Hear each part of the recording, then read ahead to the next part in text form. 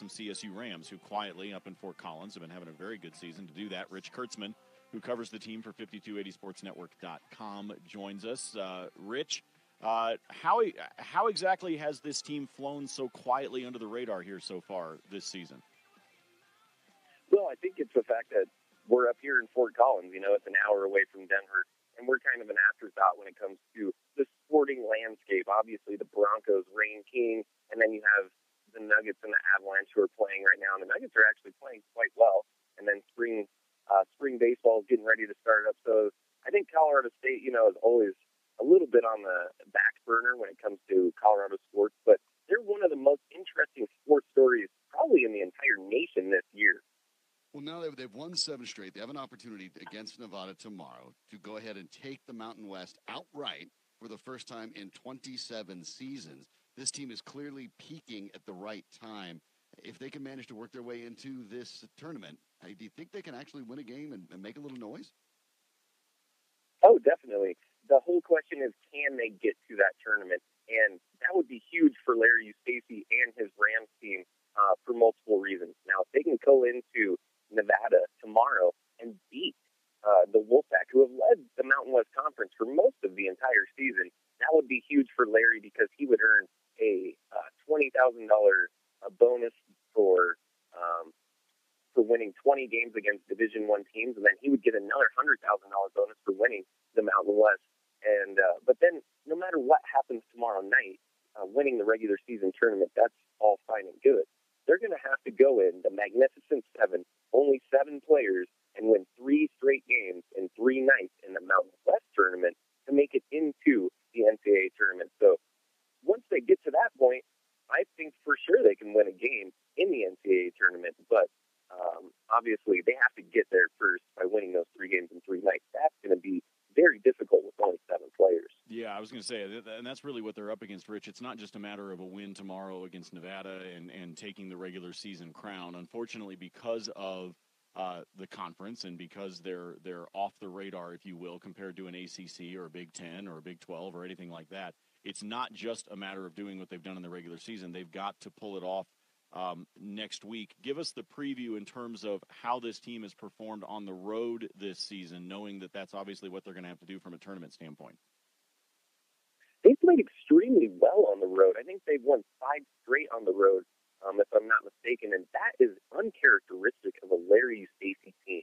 This is his 5th season here at Colorado State, and they have struggled on the road every single year. Even the 2012-13 team, which had a great group of seniors who had really grown together chemistry-wise before Larry even came in his first year, they struggled on the road. Every team that he's had has struggled on the road, and I actually asked Emmanuel Mogbo and Gian Cobell after the last game on Tuesday night, that thrilling victory in the border war over Wyoming, why they're playing so well on the road. And Emmanuel and Gian Cobell both said that they like to be the bad guys. They like to go in and try to play spoiler against whatever team they're playing against, and that when they're at home, when there are those giant crowds like we've seen the last couple of nights, it kind of makes them a little tight and makes them a little nervous to really make sure that they put on a show for their home crowd. So when they're going on the road, it kind of takes some of that pressure away, and they get to play the bad guys and hopefully, steal one more game on the road tomorrow against Nevada. That game tips off at 6 p.m. After beating San Diego State and Wyoming in the last 2 with last-second 3-point shots, how did they go ahead and maintain these leads? Because in both these games, they've had leads. The other team gets back into it, and then they have to kind of pull it out at the end. We know that the number of available personnel is a challenge, but if they get a lead again, how do they find a way to hold it and not have to make a last-second to come back like they have in the last 2 victories?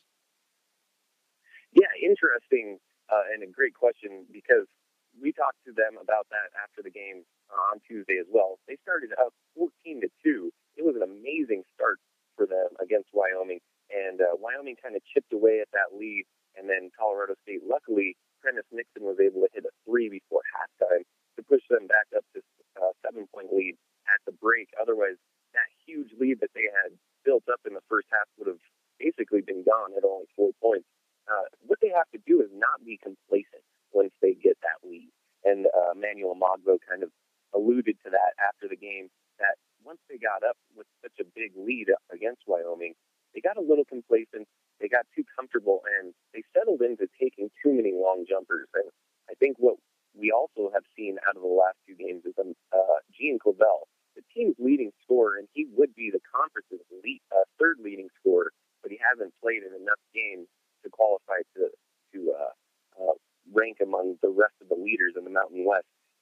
he's been off the last 2 games.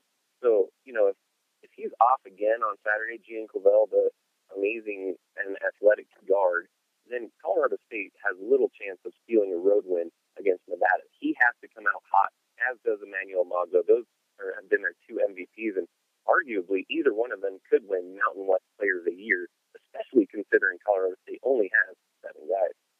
Rich, last one for you. As you look at this team, if they were to not make the NCAA tournament and get an invitation, for example, to the NIT or something like that, would that be a disappointment, or is this team still going to feel like they accomplished what they wanted to try to do this season?